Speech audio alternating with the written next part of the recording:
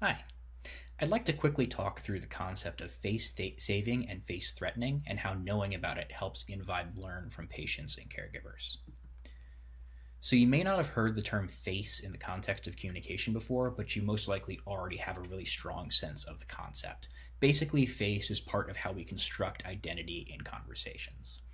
Think first about how you would talk to a friend and then how you would talk to a young child. You're bringing a different role, a different identity to each of those conversations. To your friend, you're a peer. To the child, you're an adult, and you interact and fulfill that role in your own way. The same concept is really at play whenever we communicate, and it's important to be aware of those roles that we're trying to play.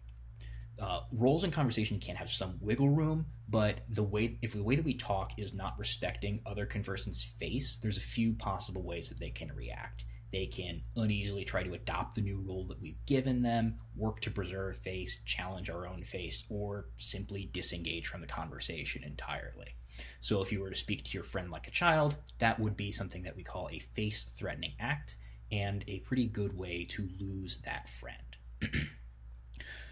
All of those reactions to face threatening acts can really make inVibe's job of getting honest, clear responses about sensitive subjects more difficult. So it's important for us to avoid those face threatening acts when we're designing surveys, particularly because our questions are pre recorded and we can't make active adjustments if a respondent feels slighted early on.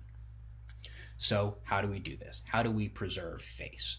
The real key here is to just meet our respondents where they are. So, in the case of patients and caregivers, really trying to understand and appreciate the expertise that they are bringing is a really important way for us to give them power in the interactions that we have with them, and helps us to avoid the trap of casting them as passive victims or people who need to be educated more. They're already educating themselves, usually very, very highly, about the condition that they're in.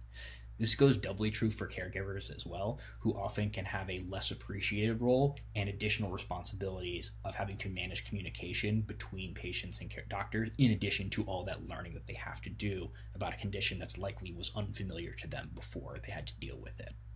So, by recognizing the face that they bring to those medical conversations and constructing your questions in a way that appeals to their expertise, asking them what their experience has been, what they think about X, Y, and Z, and just treating them as an equal partner in care decisions is really crucial to creating an environment where they can comfortably share their experiences and their insights with us. That's all that I have for you today. Thank you so much for listening. I've been Tripp Maloney for inVibe.